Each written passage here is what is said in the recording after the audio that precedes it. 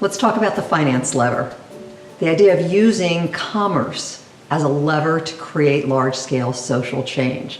This is not about just using money to create it, to be part of a social movement. All social movements use money and resources and talent and people. It's beyond that. It's the leverage effect. It's the use of money as an exertion of force to create something more or to stop or slow down something, often behavior or attitudes. So there's a range of ways you can use finance, from incentivizing to taking away. So let's talk about some of the examples, and hopefully in the examples, it'll become clear how finance is used as a lever. So one way to use commerce to create a social movement is to invest in things, to use incentives, to use subsidies. One critical area is affordable housing, and there are incentives for people to build affordable housing that make it more realistic, and there's a whole movement for incentives for affordable housing. In my life, I was at one point working in the area of domestic violence, and we used commerce lever on Mother's Day, which is the largest restaurant day of the year, right, to educate people, but also to use the restaurants to give a certain percentage of their income to the shelters to help victims of domestic violence. So it was using the lever of the restaurants and the dinners to create a movement against domestic violence.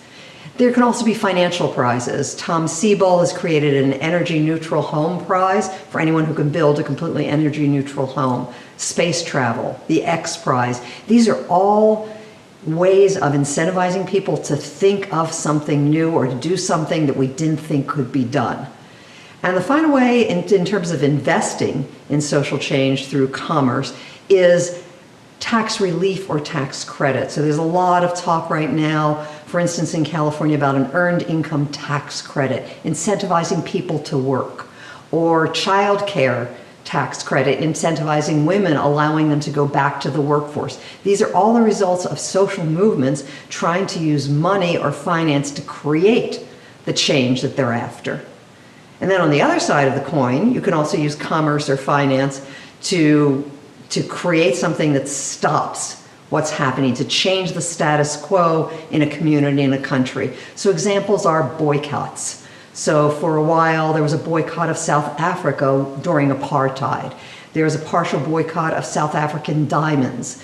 There have been very successful boycotts against companies that were using animal testing so that to change what they were doing. But these are boycotts, stopping financial returns to companies that are engaged in certain activities.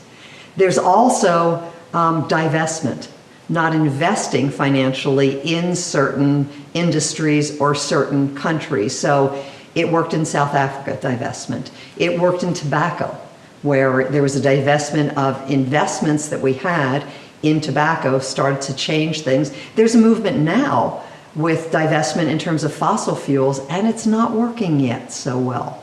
So it's a lever that can be useful, but is not always. So part of what's important to understand is when does it work, when does it not so much, and part of that algorithm or equation is essential services. There are also financial penalties. So penalties, for instance, for tax spills, organizing against carbon emissions, organizing to limit water use in drought areas. So the commonality here is using a carrot, using finance or commerce as a carrot for purchasing or creating new behavior, or using commerce as a stick for trying to change or eliminate other behavior. Both of those are the finance or commerce lever.